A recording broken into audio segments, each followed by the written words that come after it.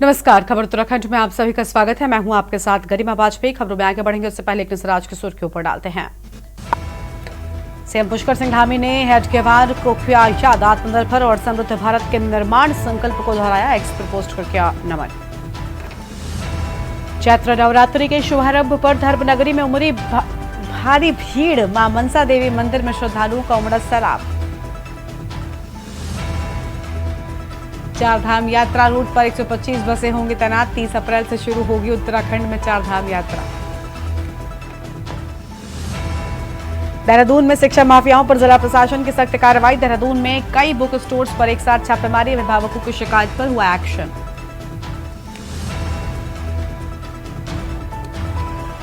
हरिद्वार में छात्रों से छेड़खानी के आरोपी संघ पुलिस की मुठभेड़ में एक बदमाश के पैर में गोली लगी।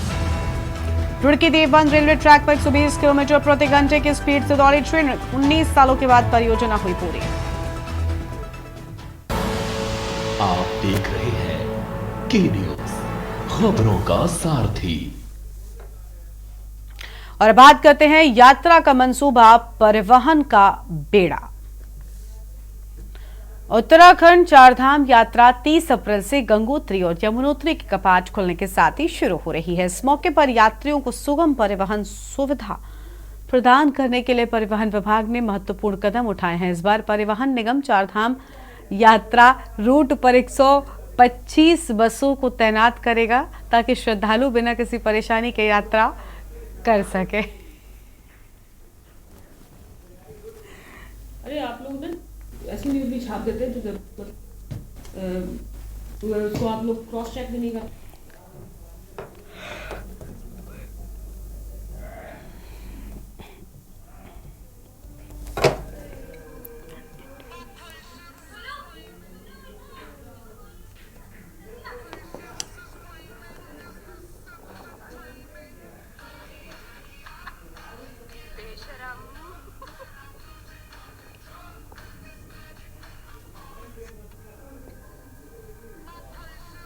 आगामी चारधाम यात्रा को देखते हुए जो उत्तराखंड परिवहन निगम की तैयारियां पूरी हैं। हम लोग हमेशा की तरह हमारी बसें इस रूट पे चलेगी और इस बार हम लोग 125 बसें इस रूट पे लगाएंगे। और इसके अलावा अगर विभाग को भी या कभी ऐसी ज़रूरत पड़ी कि जो यात्री कहीं पे भी स्ट्रैंडेड रहते हैं तो उसमें भी हम लोग परिवहन विभाग को भी बसें उपलब्ध कराएंगे। और इसमें जो निगम की तरफ से और रूट्स और जो अतिरिक्त मैन ज़रूरत पड़ती है, जैसे कि बीच में ऋषिकेश डिपो है, हरिद्वार डिपो है या श्रीनगर डिपो है, यहाँ पे अतिरिक्त मैन पावर भी उपलब्ध कराएंगे। और साथ ही साथ जो बसों के लिए कलपुर्जों की ज़रूरत पड़ती है, उपकरणों की ज़रूरत पड़ती है और आवश्यक सामग्री की ज़रूरत पड़ेगी, वो भी हम लोग पर्याप्त मात्रा में इस जगह पे उपलब्ध कराएंगे। और परिवहन विभाग से मिली जानकारी के अनुसार चारधाम यात्रा रूट पर अभी फिलहाल 125 बसों को संचालित किया जाएगा। इन बसों को परिवहन विभाग से परमिट जारी करने के साथ ही ग्रीन कार्ड बनाए जाने की प्रक्रिया और तैयारियां भी चल रही हैं। ऋषिकेश डिपो की बात करें तो यहां से भी बसें चलेंगी। हरिद्वार डिपो से 8 बसें चलने की बात सामने आई है। पर्वतीय डिपो से 20 बसें चलेंगी। कोटद्वार डिपो से 10 बसें चलाए जाने की बात सामने आई है और श्रीनगर डिपो से 5 बसें चलाई जाएंगी और अल्मोड़ा डिपो से 6 बसें चलाई जाएंगी। हम खबर आपको हम बता रहे हैं। भवाली डिपो से 5 बसें, रानीखेत डिपो से 8 बसें चलेंगी, काठगोदाम डिपो से 4 बसें चलेंगी,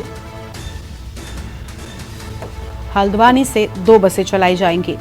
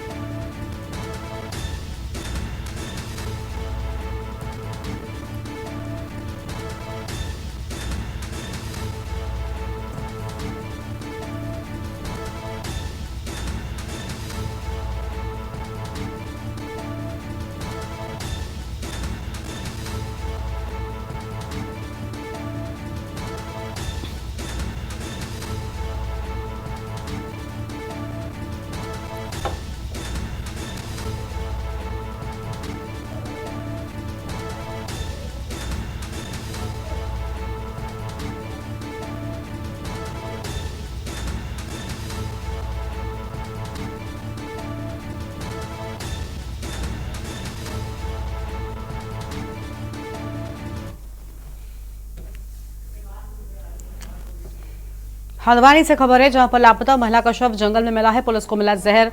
किसी भी आत्महत्या की आशंका। महिला नेहा उप्रेती का शव काठगोदाम जंगल में बरामद। पुलिस जांच में सभी पहलुओं पर छानबीन जारी है। अहम खबर आपको हम बता रहे हैं।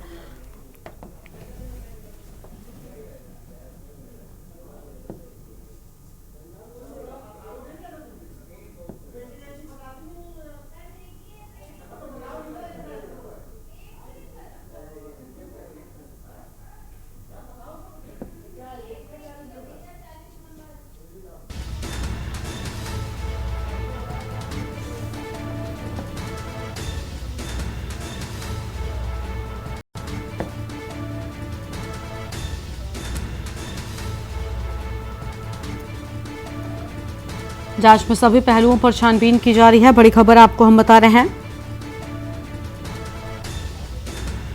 हल्द्वानी से खबर, जंगल में मिला लापता महिला का शव। पुलिस को मिली जहर की बोतल। आत्महत्या की आशंका।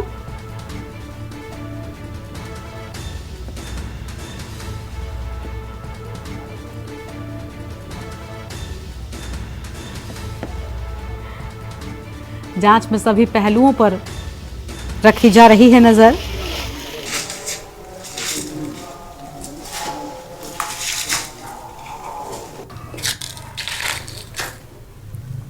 ये एक महिला की गुमशुदगी 26 तारीख को प्राप्त हुई थी कि ये मानसिक रूप से कुछ अस्वस्थ थी, बिना बताए घर से चली गई थी। इसमें मिसिंग दर्ज थी और हम सीसीटीवी के माध्यम से हमने इसको ट्रैक किया तो इसका काठगोदाम क्षेत्र में कालीचौड़ मंदिर की तरफ इसको देखा गया। उसके बाद इसकी आगे कोई जानकारी नहीं मिलने के कारण आज वहाँ उस जंगल में कॉम्बिंग कराई गई।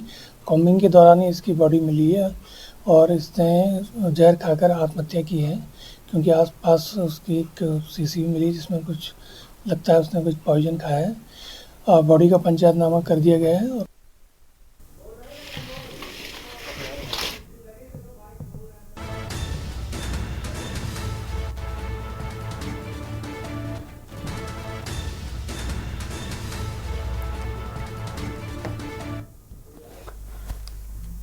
नैनीताल में टैक्सी चालकों के लिए धर्मशाला के समीप नई पार्किंग शुरू कर दी गई है, जहां अब टैक्सी और बाइकों को शुल्क के साथ ही पार्क किया जाएगा। और संयुक्त मजिस्ट्रेट के निर्देश पर शहर की टैक्सी बाइकें सड़कों से हटाकर तल्लीताल, धर्मशाला, मल्लीताल, लकड़ीताल और बीडी पांडे अस्पताल के पास में नई पार्किंग में खड़ी की जाएंगी।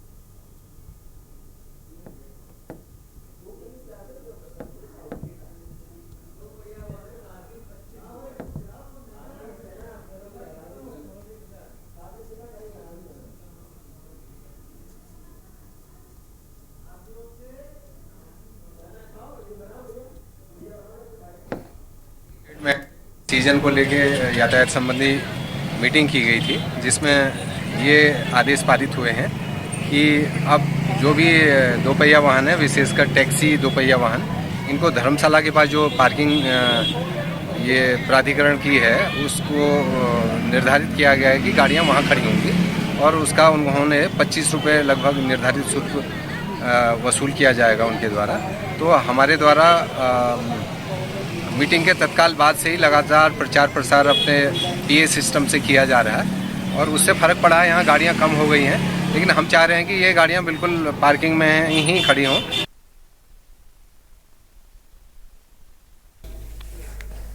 देहरादून के लच्छीवाला टोल प्लाजा पर लगातार हो रहे हादसों के खिलाफ कांग्रेस और राष्ट्रवादी रीजनल पार्टी ने प्रदर्शन किया। इस दौरान पूर्व मुख्यमंत्री हरीश रावत ने भी आंदोलन का समर्थन करते हुए सरकार से टोल प्लाजा हटाने की मांग की है। प्रदर्शन में परवादून कांग्रेस के जिलाध्यक्ष मोहित उनियाल, राष्ट्रवादी रीजनल पार्टी के संयोजक शिव प्रसाद सेमवाल और टैक्सी यूनियन जॉलीग्रांट के अध्यक्ष महेंद्र भारती समेत कई स्थानीय लोग शामिल हुए। प्रदर्शनकारियों का कहना है कि टोल प्लाजा पर अवैध टैक्स वसूला जा रहा है और हाथियों के आवागमन के कारण यहाँ स्थान दुर्घटनाओं का कारण बन रहा है। इस वजह से इसे हटाकर किसी अन्य स्थान पर स्थापित किया जाए।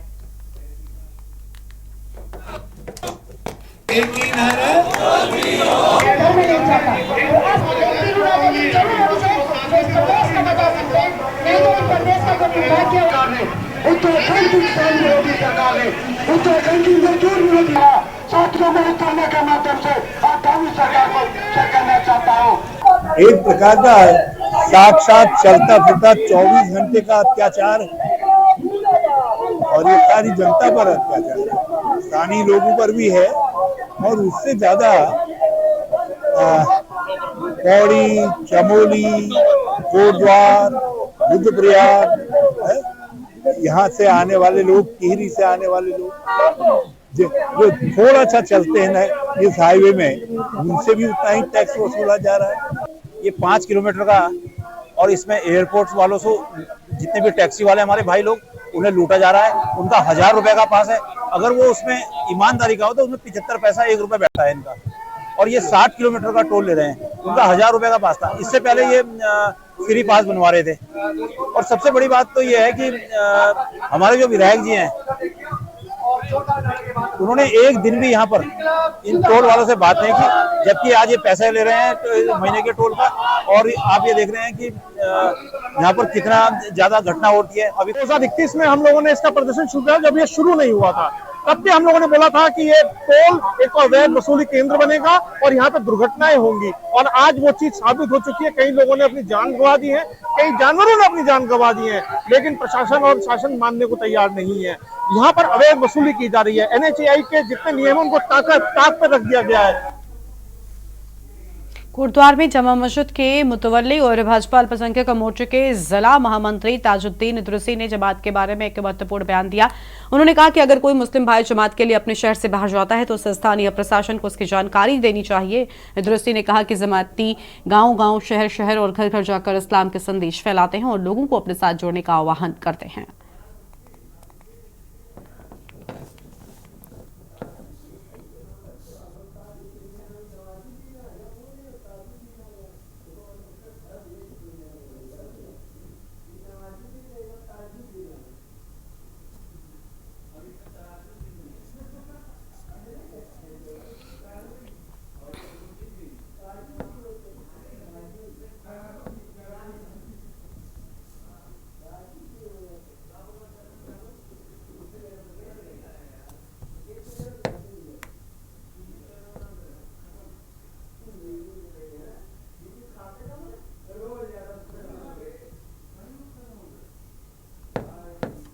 नहीं तो जमात का तो काम सारा नंबर 1 में चल रहा है। हम लोग, मैं भी जमात से जुड़ा हुआ हूँ, गढ़वाल के जिम्मेदारों में नंबर आता है।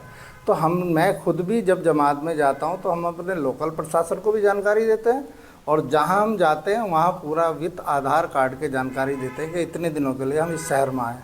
और अगर कोई जमात हमारे यहाँ आती है बाहर से तो उसकी हम तुरंत एक पर्चा बनाते हैं, उसका आधार कार्ड, एड्रेस, थाना, क्षेत्र, जिला, गांव सब कुछ लिख करके यहाँ लोकल जो हमारा LIU प्रशासन है, LIU है, स्पेशल ब्रांच है, IB है, उनको सबको हम व्हाट्सअप करते हैं और उसकी देख रेख मैं खुद ही करता हूँ। पौड़ी जिले के मां भुवनेश्वरी सिद्धपीठ में चैत्र नवरात्रि के पावन अवसर पर धार्मिक अनुष्ठान और सांस्कृतिक कार्यक्रमों की शुरुआत हो गई है। पहले नवरात्रि के दिन ब्रह्म मुहूर्त में मंदिर के मुख्य पुजारी ने गर्भगृह में प्रवेश किया और आचार्यों के द्वारा मां शैलपुत्री का पूजन व पाठ किया गया। आचार्य नवीन ममगाई ने बताया कि देवी भागवत आयोजन के तहत कलश यात्रा के बाद दीप प्रज्वलन होगा।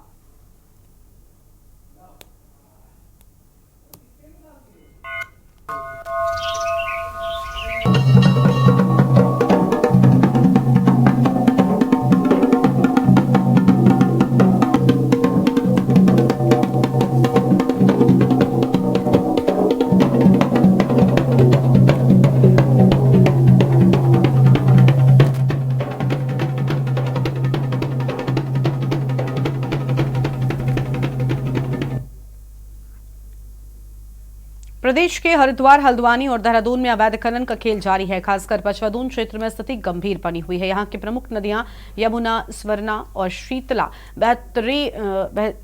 बेतरतीब खनन के कारण जल प्रदूषण और पर्यावरणीय नुकसान का शिकार हो चुकी हैं। क्षेत्र में संचालित दर्जन भर से अधिक स्टोन क्रेशर और खनन पट्टों पर नियमों की अनदेखी की जा रही है।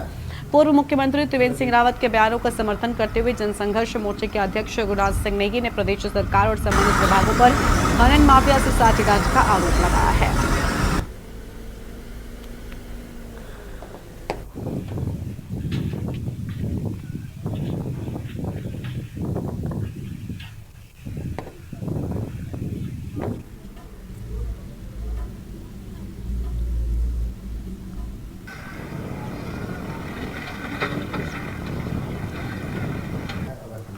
अच्छा फिर बोलना है।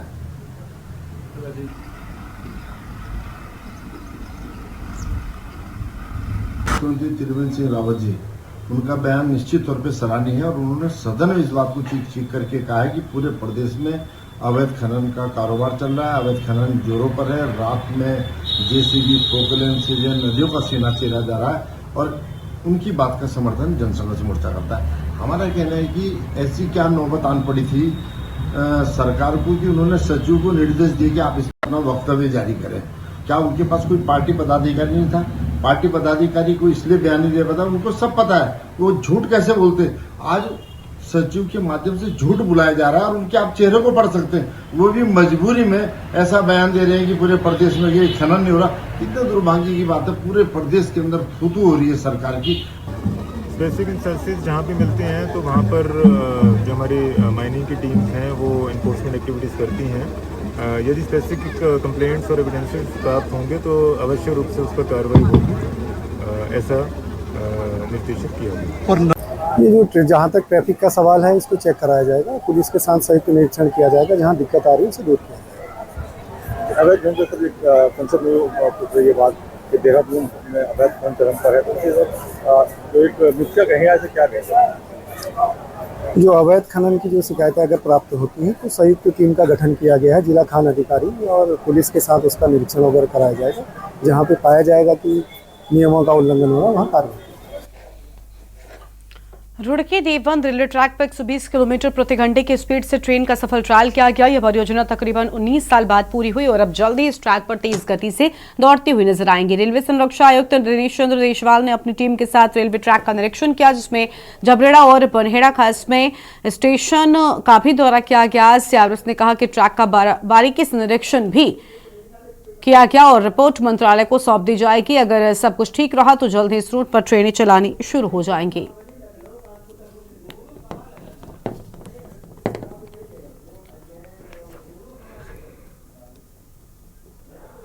ये जो स्टैट्यूटरी इंस्पेक्शन का आज का पूरे दिन का जो कार्यक्रम था वो हमने पूरा इसका सघन निरीक्षण किया है और निरीक्षण के बाद में स्पीड ट्रायल भी किया गया है दोनों डायरेक्शन में। और अभी तक जो हमारा निरीक्षण का जो रिपोर्ट है वो अभी फाइनल करेंगे, जो भी डाटा इसमें गैदर किया है। और काफ़ी संतोषजनक कार्य हुआ है और स्पीड ट्रायल भी बहुत ही सफलतापूर्वक तरीके से किया गया है। हरिद्वार जिले के ज्वालापुर में पुलिस और बदमाशों के बीच मुठभेड़ हुई। चेकिंग के दौरान पुलिस को देखकर बदमाशों ने फायरिंग की, जिसके जवाब में पुलिस ने भी फायरिंग की और उस मुठभेड़ में एक बदमाश के पैर में गोली लगी, जबकि 2 को गिरफ्तार कर लिया गया है। अन्य बदमाश अंधेरे का फायदा उठाकर फरार हो गए हैं। ज्वालापुर थाना क्षेत्र में पुल जटवाड़ा के पास में एक वाहन चेकिंग की जा रही थी और वो वाहन चेकिंग में एक ये ब्लैक कलर की स्कॉर्पियो तेजी से निकलने का इन्होंने प्रयास किया, पुलिस के द्वारा से रोकने की कोशिश की गई थी। इन्होंने वहां का बैरियर तोड़ के आगे बहादुराबाद की ओर के नहर पट्टी की ओर से निकले। इसी बीच बहादुराबाद पुलिस को भी इससे सचेत किया गया, उनके द्वारा से रोकने की कोशिश की गई। इनके द्वारा पुलिस पर फायर किया, बचने भागने की कोशिश इन्होंने की थी। पुलिस के द्वारा इन्हें तत्काल गिरफ्तार किया गया। उसमें एक व्यक्ति जिसका नाम निष्कर्ष है उसे भी हॉस्पिटलाइज किया गया है, उसके पैर में गोली लगी है और एक अन्य व्यक्ति की भी अरेस्टिंग की जा चुकी है और 5 जो अन्य व्यक्ति इनके साथ थे वो भी फरार चल रहे हैं। उनके लिए पुलिस हमारी विशेष टीम लगी हुई है।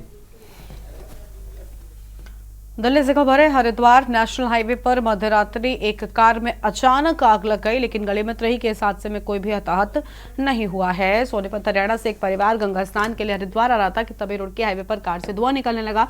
चालक ने तत्परता दिखाते हुए कार को सड़क किनारे रोका और परिवार के सभी सदस्यों को सुरक्षित निकाला गया है।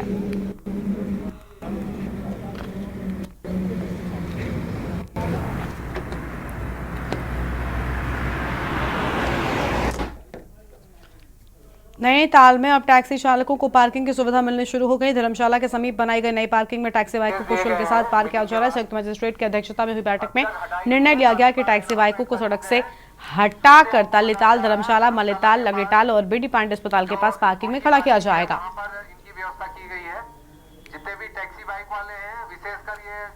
संयुक्त मजिस्ट्रेट मैम ने सीजन को लेके यातायात संबंधी मीटिंग की गई थी, जिसमें ये आदेश पारित हुए हैं कि अब जो भी दोपहिया वाहन है, विशेषकर टैक्सी दोपहिया वाहन, इनको धर्मशाला के पास जो पार्किंग ये प्राधिकरण की है उसको निर्धारित किया गया है कि गाड़ियां वहां खड़ी होंगी और उसका उन्होंने 25 रुपये लगभग निर्धारित शुल्क वसूल किया जाएगा उनके द्वारा।